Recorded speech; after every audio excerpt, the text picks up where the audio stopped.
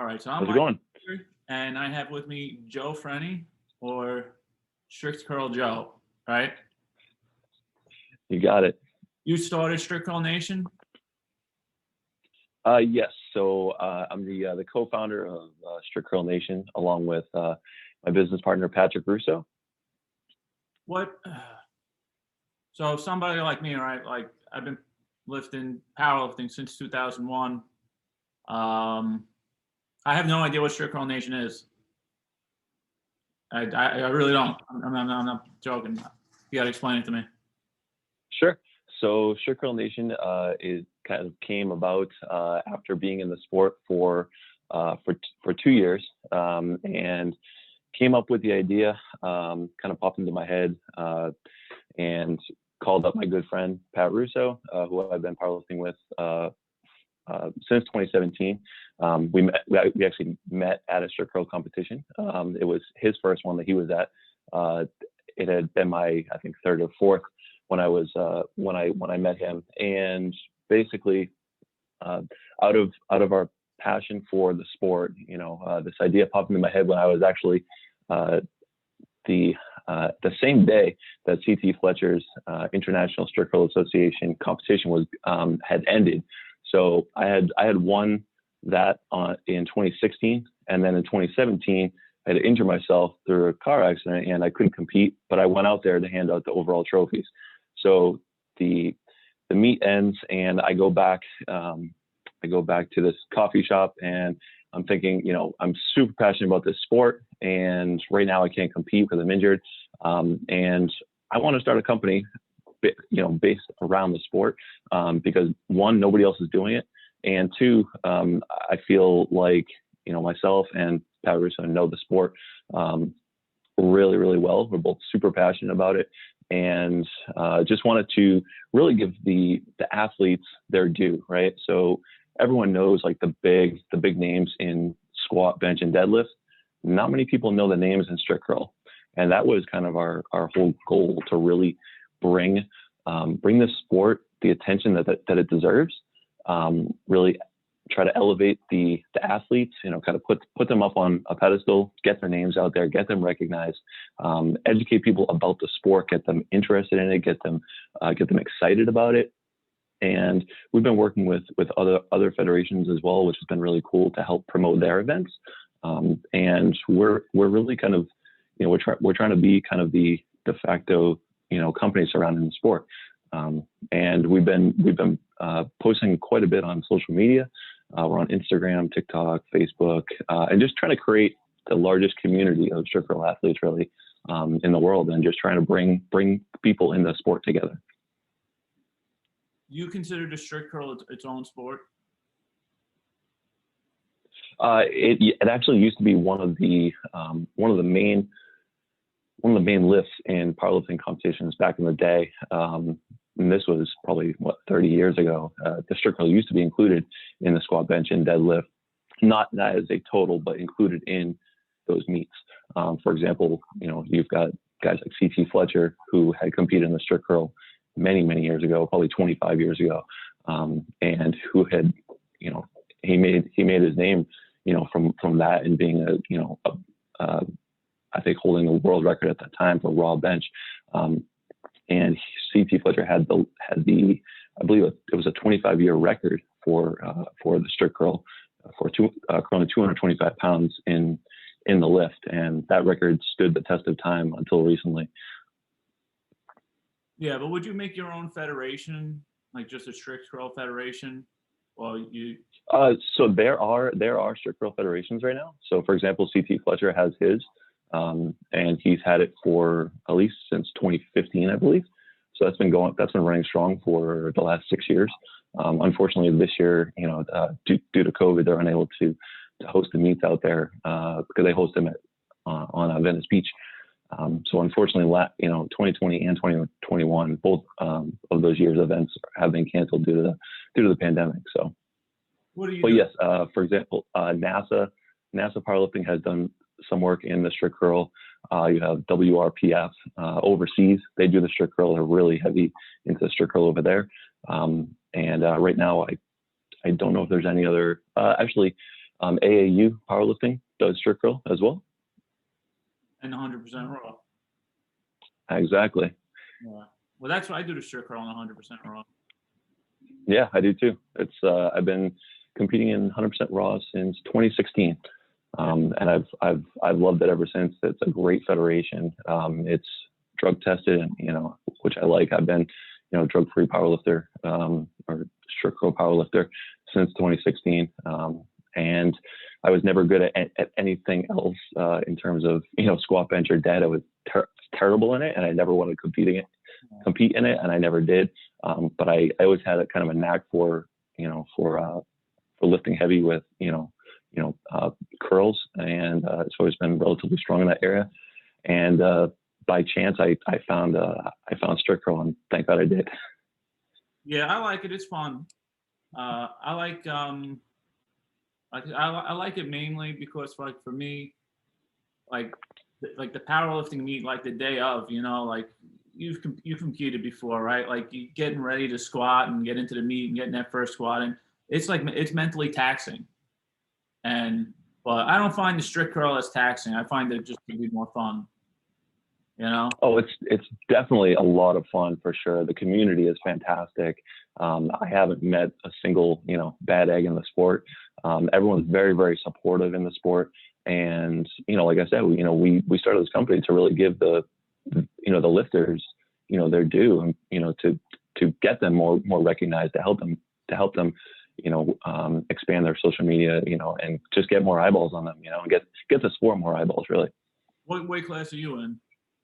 165 right now. That's the class that I enjoy competing in the most, but I also do compete in the 181 class as well. And what are you curling? All right. Well, not now. You got into a car accident now, so this doesn't count. What was your best curl? So I curled, actually in 2019, I curled 147.7. And what'd you weigh then? At 159. That's almost a bodyweight strict curl. It's pretty. That's good. Yep.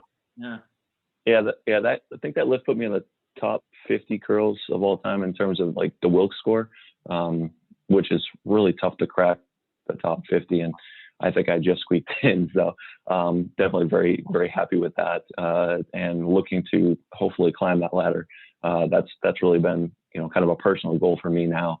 Now that I've got several years under my belt in the sport, that's really one of the big things to become stronger, pound for pound, than I was the last time. I feel like I'm competing against myself. I feel that's when you have the most growth, instead of chasing other people. Yeah, I'm at a point right now where I don't care how fat I get. I just want to lift more. Yeah. Exactly. I hear you. I put on some poundage during the pandemic, at least initially, and like, okay, I'm ready for the 181 class, maybe 198 class. What's the training method for the strict curl? How many times a week, or maybe some people aren't doing like days a week anymore. They're doing every 4 days. What do you do? Sure. So I usually do twice a week training now. So I'll do a heavy day, and then I'll do a lighter day with a lot more volume. And I generally I've since probably 2016 when I really got into lifting, or 2015 I should say, when I really got serious about it. I've been using kind of a power building method where I try to lift like a power lifter, but also try to get the aesthetics of a bodybuilder. Before I started competing in strict curl, I was competing starting in 2015 in the NPC physique class. I'd always wanted to do it. I always read the magazines, back when I used to work at Gold's Gym in high school and then in college, and that always interested me. But I never had the dedication and the mindset, to do it. But kind of a switch flipped in 2015 when I went through a really tough time in my life. 2013, 2014, I got myself back on track with the help of family and through getting myself back in the gym and really making sure that my nutrition was on point as well, and I just really invested in my health. Yeah, I think being a power lifter, I think the time that you're in the gym, you're you're mentally focused and pushing harder than a bodybuilder will, like per hour in the gym. But the thing is with being a bodybuilder, you're always bodybuilding, because of your diet. So you're always living the life. You're always basically training. Whereas Right. powerlifting, it's like you do that intense session and you leave, and then most powerlifters are like whatever, they eat whatever they want, they do, they're not training anymore. Yeah, I enjoy, I really credit a lot of my strict curl, success to learning, about kind of, how to train, for bodybuilding, but more so than the nutrition piece. So if I need to dial my weight down to the 165 class, I can do it now, and I know how to, how to structure that. I'm not just kind of, doing hours and hours of cardio, just praying that I'm going to drop the weight in time for the meet. Do you coach anyone right now for the strict curl? You have, like a little. So I help a couple of people at my local gym who I got interested in the sport because they had seen me doing it. I bring my own bar in, which is an Ivanko OBC 30B bar. So I bring that in. People kind of look at me funny when I bring this big 30-pound curl bar in, and I set up against the wall and I start curling. People like, hey, can I try that? So I've got quite a few people interested in it, so I've been helping them. And I also was training for some time down in Connecticut, but due to COVID, I haven't been doing that. So I've been training either at my house or at I have a gym right down the street from me. Used to be Gold's Gym, now it's called The Gym. And I train there, like I said, twice a week for strict curl, and the other days I'm doing, kind of power building. But I do really enjoy helping to train people, giving them, tips and tricks and kind of setting people up. We're also via Strict Curl Nation, we're going to be coming out with, with training packages as well, because, my business partner, Patrick Russo, he's a phenomenal coach. He's the Team USA coach for Strict Curl and 100% Raw. And he's coached, I believe, more than over 50 different athletes in the Strict Curl. So he really knows his stuff very, very well. So that's the other piece there. So he complements, me very well in terms of, business partners. Yeah, it would be cool, right? Because at like 100% Raw event, on Friday night, usually when they do this strict curl, if you like a group of like 10 guys coming in, like Strict Curl Nation shirts, jogging in, a little, motto. So you got to have something cool. Exactly. Absolutely. Yeah, for sure. Yeah, there's a lot of ideas floating around that we have, and we're trying to throw things at the wall and see what sticks. And we're not afraid to try anything really, because we're such a small company. We're able to take risks, I think, that larger companies may not be able to take, and we're kind of a small boat compared to a big ship, which is harder to turn. I think we're very nimble and we're able to adapt. And we're really just trying to we're trying to read the community and see what they want to see, and then we're trying to tailor our content and our approach to them, not what we want to see. Yeah. So I don't know you personally, but we're both lifters and we both lift in 100% Raw. So I'm gonna guess we sort of have the same mindset on steroids. All right. What's your view on steroids? Sure. So I've been 100%, drug-free my whole life as a lifter, which is one of the reasons why I wanted to curl in the 100% Raw Powerlifting Federation. It's kind of a level playing field, if you will. People are drug tested, and I think if you're curling or if you're competing in a drug tested federation, then you should be, you should have no issues, getting drug tested. If you do, then you shouldn't, my stance is you shouldn't be competing in that federation. If there are other federations, such as, and I'll talk about, strict curl, because that's where this conversation is, about. WRPF, they, overseas, I don't believe they test. There are other federations that don't test as well. And I know that, for example, CT Fletcher's ISCA, I don't believe they test. And that's not to say that there are people on steroids that are lifting in these federations. It's just that there are federations for 100% drug-free, and they will be testing it. That's kind of the top people, generally based on Wilks formula. If you're curling your own body weight, you might get pulled to the side and say that you're going to get drug tested, or if you're close to that, or if you haven't been drug tested in a long time in the federation and your Wilks score is very high, then you might get tested. They're generally taking a percentage of the lifters in each competition and doing those.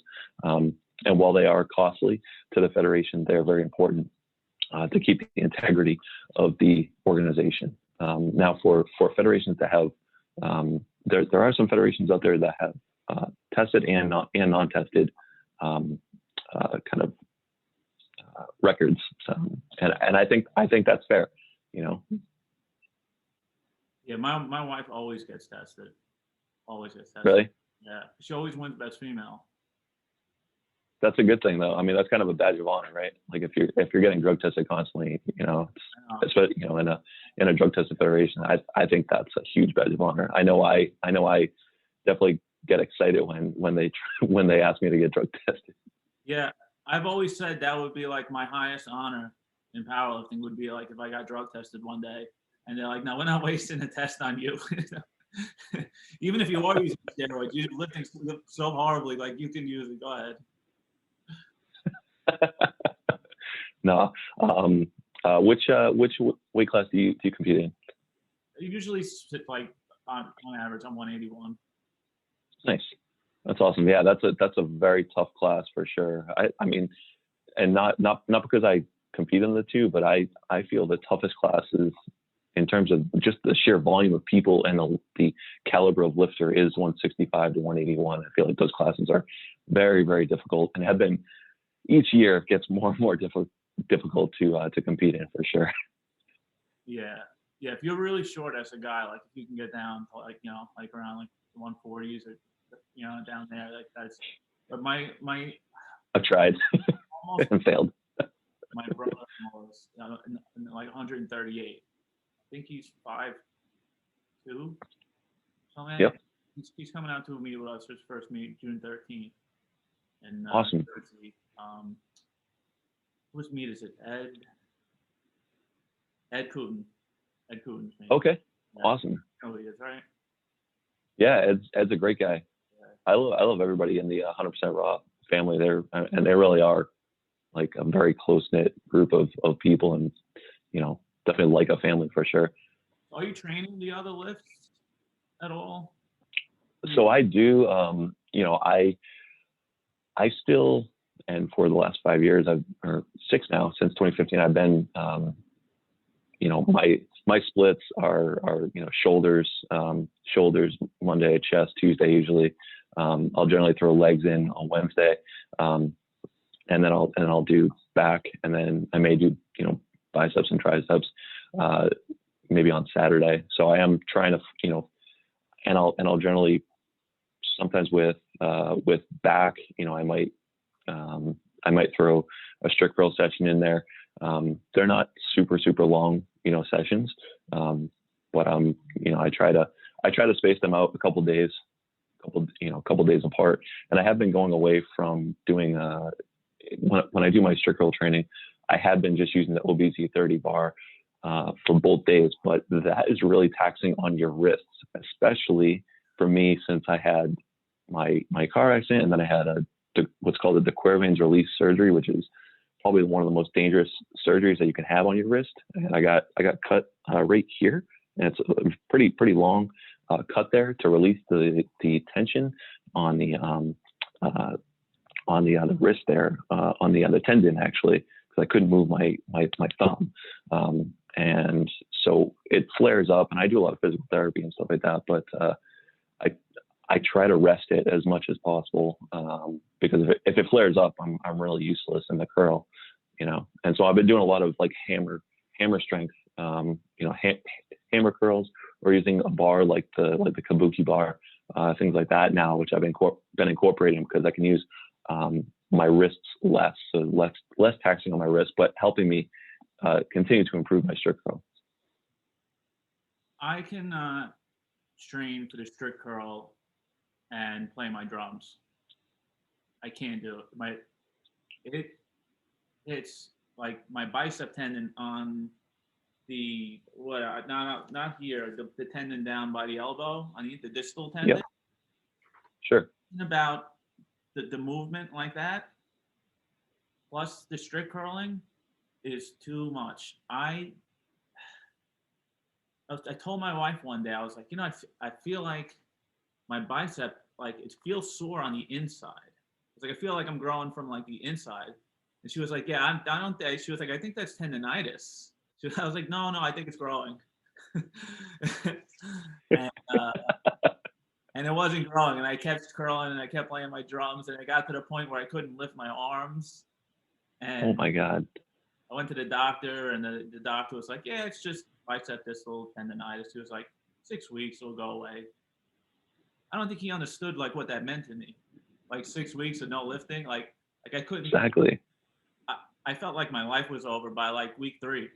Like I was like, there's no reason to live anymore. Right. I completely agree. Yeah. It's awful. It's like, okay, I guess I'll just hop on the treadmill and do legs, It went away. And so I started curling again and building my strength back up. And it really was the drums. Like I started curling and I'd go to hit the drum a little bit. And immediately my forearm would like tighten up like a rock from playing. Oh my God. I had to pick one or the other, and I picked the curl. Wow. Oh my God. How long have you been drumming for? 3 months. Oh, really? Yeah, it was a COVID purchase, like everything was locked down and I had to stay at home and I got to use drum set and I started learning and I was playing a lot. Awesome. Because it was work. So, but my daughter plays a little bit now. That's awesome. That's really cool. Yeah, I think all of us probably learned at least a little something new during the pandemic. How has lifting helped you get through life's toughest moments? Oh, absolutely. I mean, it's been instrumental to helping me get back to my to basically being my best, the best version of myself, really. I had gone through a really, really tough time in 2013, 2014, with pretty bad bout of, depression, and that manifested into a lot of, manifested a lot of different ways, from mental aspects, to taking it so far as to manifesting in the physical form, to where I was having all these physical issues and I was going to the doctors and the hospital and, left and right and, and medications and all this stuff. And I was like, this isn't me. Like, there's got to be a way to change this instead of just getting prescribed, medications and continuing this vicious cycle, so I really kind of took a step back and said, okay, what are my stressors? What am I not doing right? What am I doing right? I changed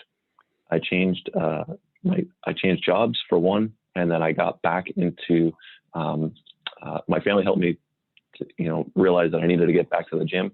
So they helped me sign up to Gold's Gym again. It was actually interesting. I got an email from Gold's Gym, and they used to send these emails out when you wouldn't be at the gym for X amount of months. I was gone for, I think it was 3 or 4 months or something like that. And they said, it just says, "We miss you" in the subject. And I saw it, and I was like, you know what, this could be the catalyst for me, for me to get back, for me to take my life back, really. And because I felt like I was in Groundhog Day, just not really living for much. And it was a miserable time in my life, honestly. And that email really kind of triggered it for me. So I signed up. I signed up for the Gold's Gym Challenge, which was in January, to see who, if you could become the best version of yourself. Basically, it was a 3-month competition, from January to April.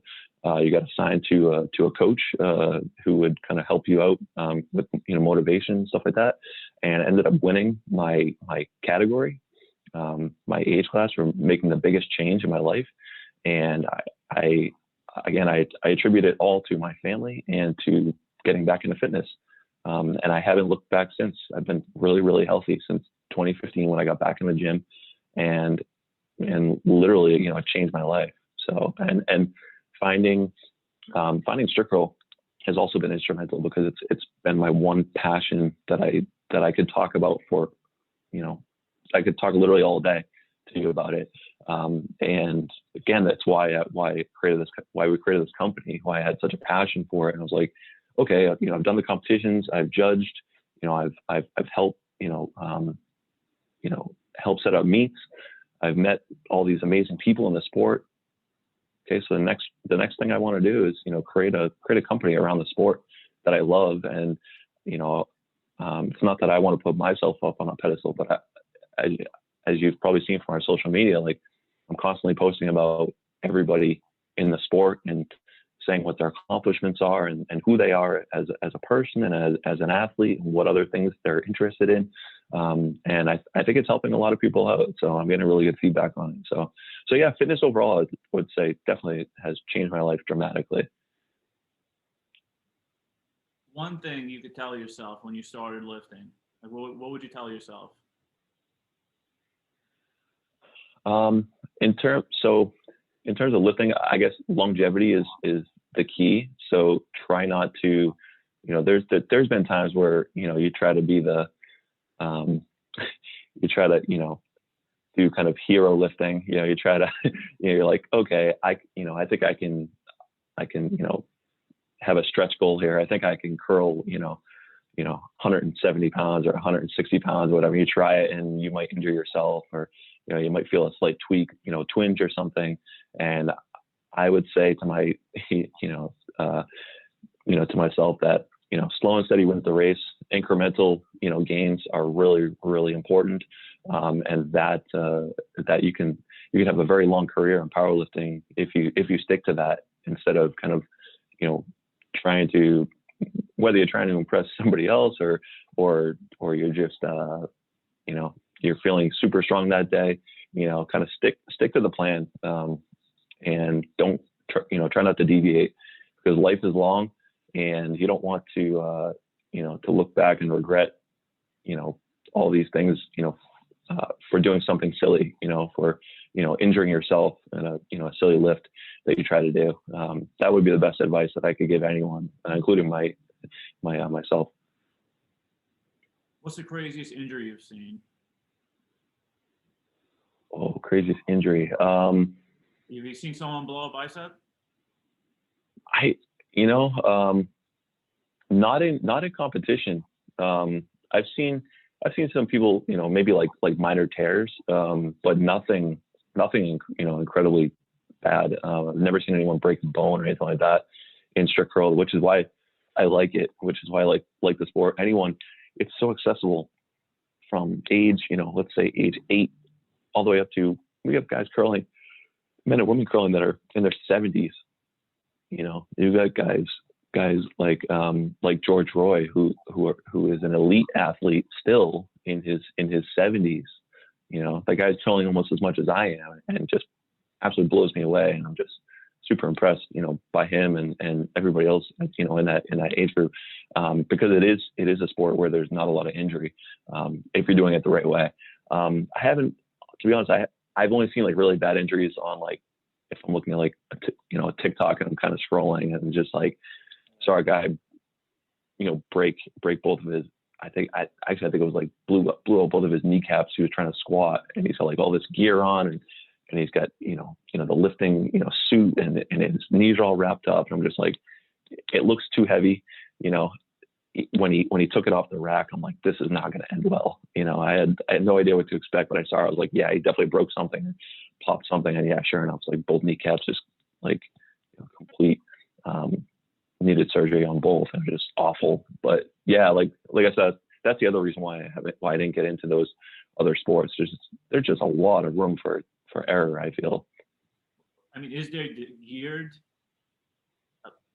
curling versus raw curling? I mean, what would you wear? I mean, an elbow sleeve? What's that? Is there like equipped curling? Oh, no, no, there's not. But that would be very interesting, actually. I Help? don't know if Yeah. if a shirt would help or something with like Mark Bell's like slingshot or something. I don't know. What's the dumbest thing you've seen in a gym? um, let's see. Dumbest thing I've seen in the gym. I've seen quite a few things. Let's see. Um, I've seen I've seen people like, I always catch let's people off see. guard with this question, and I should give it to them the day before because I know you've seen hundreds of things in the gym.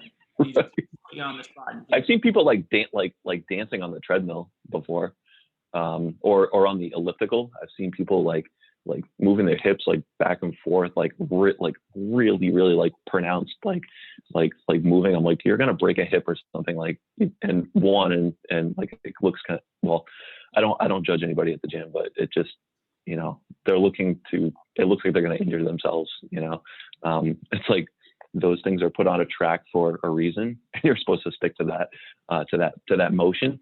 Otherwise, it would be a free form machine. And they do have machines like that, cardio equipment. But I've seen people on like Cybex machines where they're doing kind of erratic movements. I'm like, man, that's just, no, like you're just going to injure yourself. But yeah, I've seen some crazy stuff, especially working at a gym. I worked at Gold's Gym as soon as they opened up. Actually, when I worked there in high school and also in college, so I've seen it all. But I just love the gym atmosphere and the powerlifting community as a whole. It's fantastic. have you ever seen anyone bomb out of a strict curl? Oh yeah, Really? many times. Oh yeah. It's just too, I've seen people get so hyped, and you think they're gonna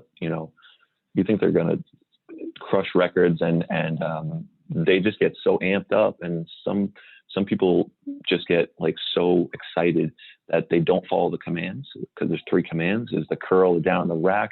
So you might be able to throw that thing through the ceiling, but if you're not following those commands, I've seen a lot of people, there's a lot. especially on their opening lift, they'll come up and then they'll bring it right down because they get excited that they lifted it. But you have to wait, you have to be in control of that, and then you get the down command and then you bring it down. The strict I've curl seen a lot of people's has backs come off as well. the strict curl has the most commands of all the lifts, I think. I believe so. Yeah, it has the curl, the down, and the rack, and right. And your back and your butt have to stay on the platform. That's the other thing about different organizations. So there's some organizations, strict curl, where your head has to be against the wall at all times too. So for example, CT Fletcher's ISCA, your head, back, and butt have to be on the platform at all times, all 3 points. Whereas 100% raw, only your back and your butt have to be on the platform at all times. Have you ever seen those organizations where they just stand up in the middle of the Yes. somewhere? Yep. So NASA powerlifting does that. They do. There's another one. I can't remember the name of it. Escapes me right now. But and that's obviously not a strict curl. Some may consider it that, but I honestly don't, because it is not a strict movement, because your back can sway. That is that to me is considered a power curl. I know someone, Pete Miller, who is an Yep. I know Pete. Olympic lifter, and he did He's awesome. he did a curl in one of those events, and he basically he did a clean with Yep. there's nothing in that organization that said you couldn't get down under it, and that's what he did. He jumped under the bar, and they were all just, what do we do with this? He got it. Exactly.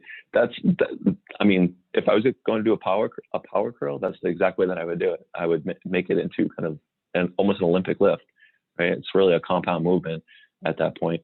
I've also seen a lot of the top guys now. They're starting to, when they're almost making kind of a compound movement on the strict curl.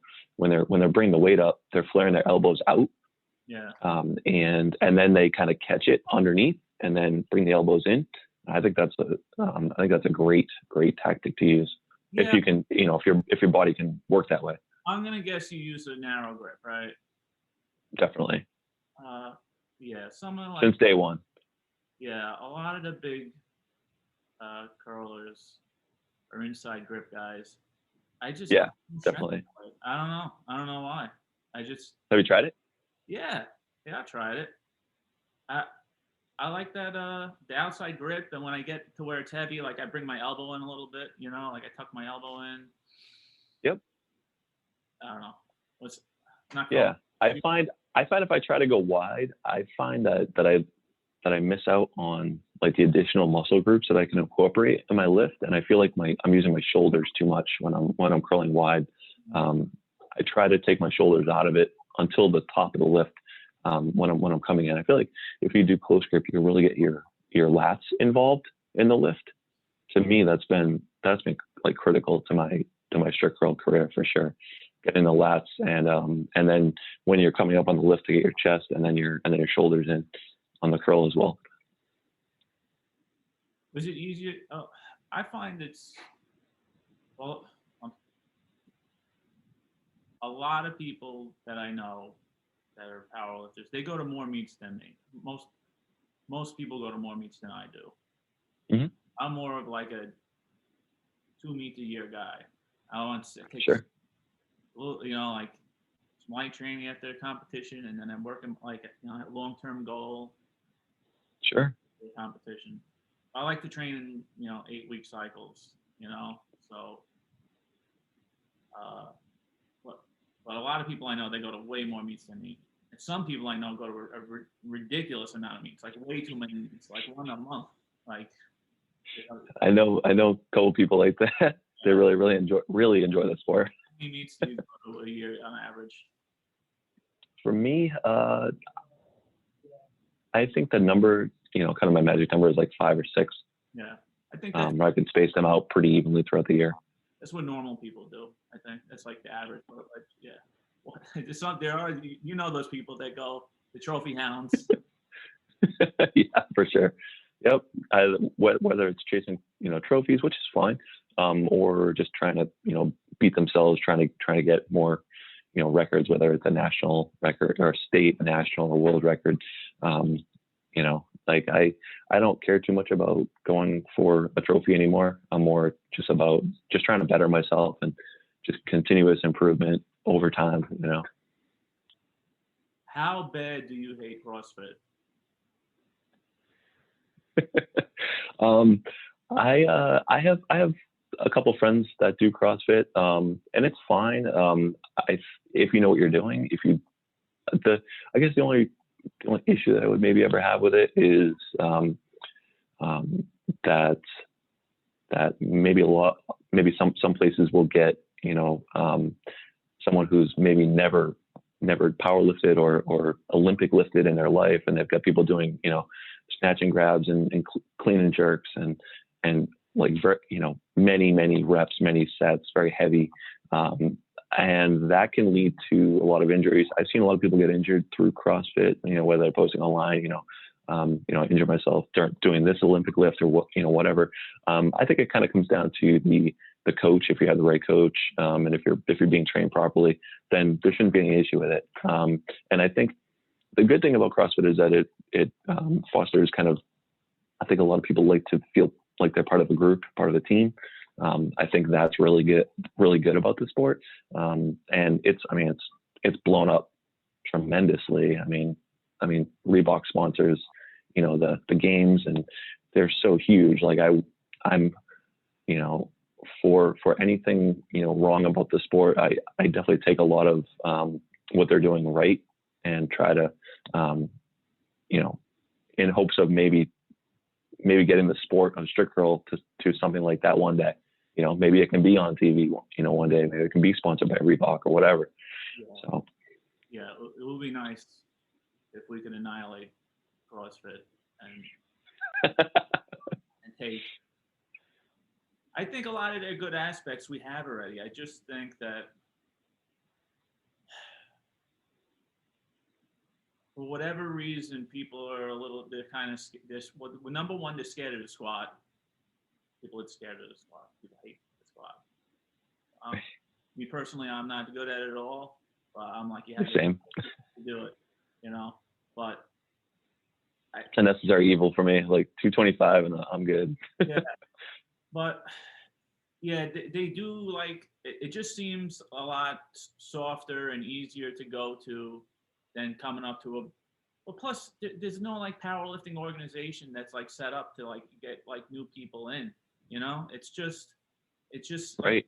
it's for the people that are already in it seems. It's like where do the new people go to get in, Exactly. you know? Yeah, I completely agree. And I think that's the great thing about CrossFit is that they're kind of very welcoming, I feel, to any newcomer and like, hey, you can be part of our group, part of our team, and they have team sports, team competitions and, but they also have the individual goals that people want to achieve, and they write it on the wall, on the board. If powerlifting could be more like that, I think that, or could incorporate some of those things, I think that would be great. I mean, powerlifting is growing, continuously growing as a sport. I mean, it's massive. I mean, it's huge on social media. I mean, you've got Generation Iron coming out with a new strength video, which looks like it's going to be awesome. And they're just trying to say like, hey, the sport is growing. People are pushing the limits of what a human being, it should be lifting, and I think it's just going to continue to grow. I think just because, fitness overall it really helps improve people's lives, and people like to feel like they're part of a community, And it's not in the Olympics. It drives me crazy. Yeah, that's insane. I don't know how that's not a thing yet. Well, it's ridiculous. Pete Miller about it because he was, involved in the Olympic committees and stuff, and he's like, it's viewed as that's a drug sport. It's just that's how it's viewed. It's just powerlifting, drugs, and that's how it's looked at. I just think it would bring in so many more people, to its or pretty large viewership, but shoot, if you added powerlifting to the Olympics, I think it helps grow the sport more, puts more money into that sport as a whole, gets more people interested in it. People start coming out of the woodwork, people who may have never competed before, who may just have kind of God-given talent, who can get into the sport and start training for something like that.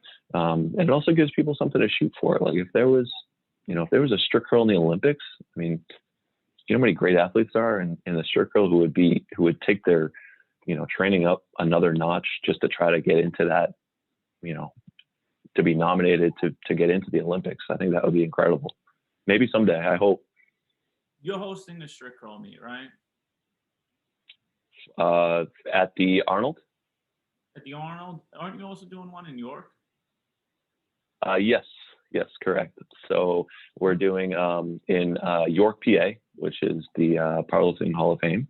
That's going to be April 16th, in collaboration with 100% Raw, with John Shiflett is the meeting organizer. Great guy. Love John. We have been helping to promote the event, and I've spoken with John recently. There's quite a few lifters who have signed up, and this is the Masters Nationals competition, which is a fantastic strict curl meet for ages 35 and up. And then you got that's soon. And then what else? The Arnold Classic. When's that? Yep. So it's supposed to be in September. The Arnold Expo. So they've never had, I believe, in 31 years that the Arnold has been in existence, they've never had the strict curl in the U.S. And the Strict Curl Nation will be putting on first ever strict curl competition at the Arnold. So we're very, very excited for that. At the Arnold? I'm sorry? Hosting the strict curl at the Arnold? Yes. That's pretty cool. Yeah, we're super excited. However, while strict curl has never been a part of the U.S. version of the Arnold, it has been a part of South Africa for some time now, actually, which was pretty interesting. I found that out and started talking to the organizer actually of that competition, and I now know someone who competes in 100% Raw. He actually competed once in the South Africa Arnold strict curl competition. Did very, very well. So that was really cool to do. I actually did a story about him, and it's on our Facebook page that I did an interview with him. That was a really, really cool story.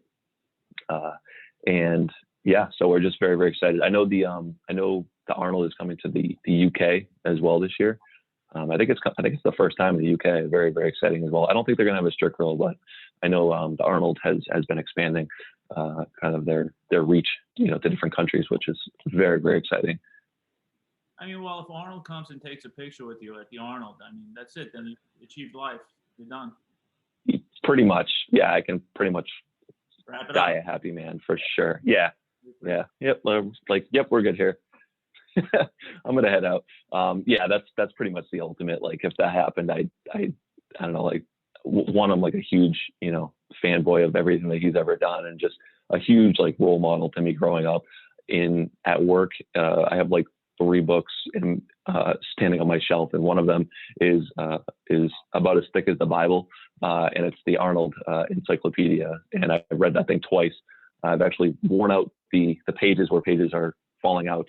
I've read it so much. I've referenced it so much. So yeah, huge inspiration. It would be an absolute honor, even if I could just meet him and shake his hand and just let him know that he's been a huge inspiration to me. So and to tell him that I really appreciate him allowing us to host a strict curl event. Never did I imagine in a million years that we'd be hosting a strict curl event at the Arnold. Yeah, I mean, my last thing I was going to ask you was, what are your personal goals and your goals for this? But I think you hit them. No, Definitely. Any further than that? What do you want to do? I just, in terms of the sport, I just want to keep growing the sport. Of course, getting to meet more and more people every day. Whether it's online or in person, and just to be an ambassador for the sport. I feel like I've been in the sport long enough. I know a lot of people in it, and I feel like I am a good ambassador for it. I feel like I've got my recognition.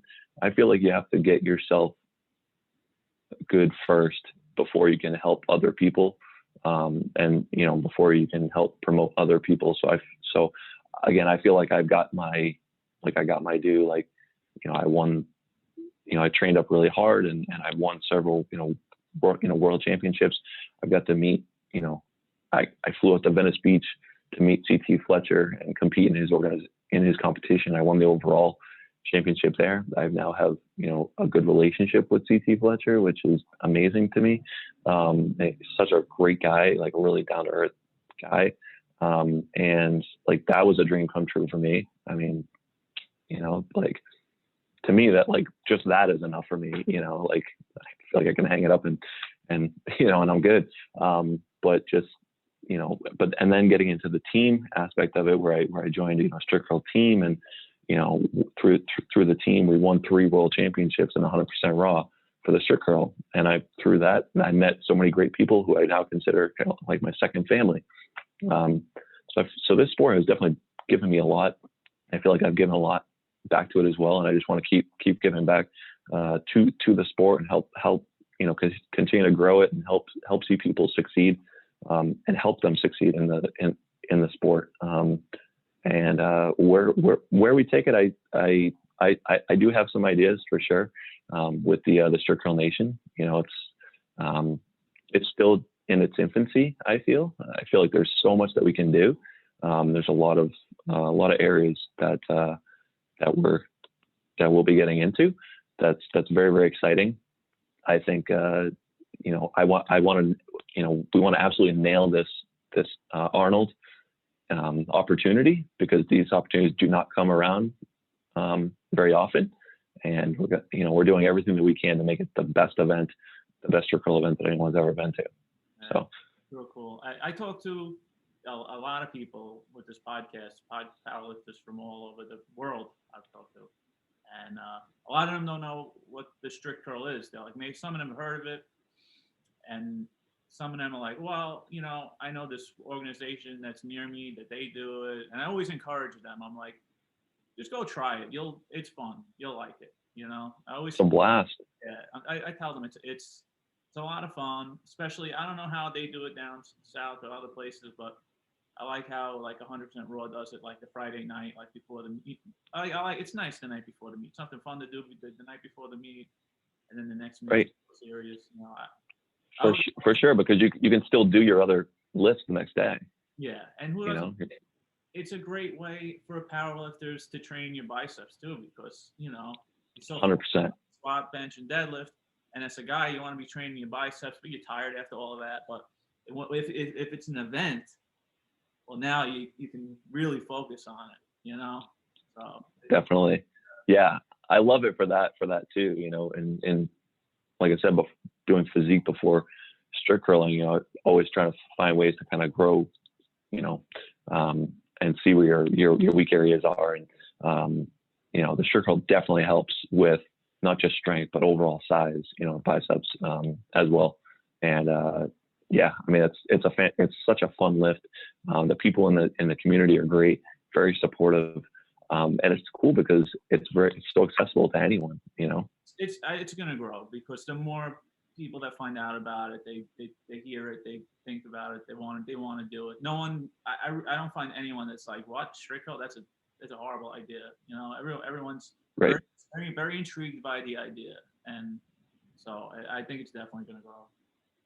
Yeah, for sure. I mean, you can see the sheer growth of it just on social media. I mean, I didn't create our Strict Curl Nation TikTok account until maybe a week ago, and it's exploding already. I'm getting to meet all these new people, and you search hashtag Strict Curl, there's like 11 million if you times that it's been hashtagged. It's incredible. If you were to go back to like maybe when I got on Instagram, like, and I had put up like videos of myself strict curling, the comments were like, "What is that? What is that? What is that?" Like, Right. well, now I don't hear that anymore. What is that? Maybe it's because I know the same people, but back when I first started doing it on Instagram and people started following me, they're like, "What is that?" Yeah, same here. Especially like I said, when I go to the gym and I set up against the wall and I got my own bar and I'm curling, they're like, "What are you doing?" And it's very funny because you'll have guys come over and be like, "Oh, I can do that." You know, it's a very humbling. The other thing about the sport I didn't talk about, it's a very humbling sport. You know, you might be able to stand up and curl, you know, 120, 130 pounds. When your back's against the wall and your knees are locked and you can't come off that platform, it's a different story. Yeah. Well, listen, I learned a lot about strict curling and where you're going with this. It was a pretty awesome conversation, man. And Awesome. like I said, I've been doing this. I think this is podcast number 17 I'm doing, and I made 17 friends. You know, I really love this. That's awesome. You know, That's the best. so, Yeah, I actually coming into work today, I listened to your last podcast. Actually, I thought it was very, very good. So thank you so much for allowing me to be on your podcast. I really appreciate it, and super nice to meet you. And yeah, like you said, you know, definitely just made a new friend. You know, so I really appreciate you. I'll see you around. Thanks a lot, brother. Awesome. Thank you so much. All right. Take care.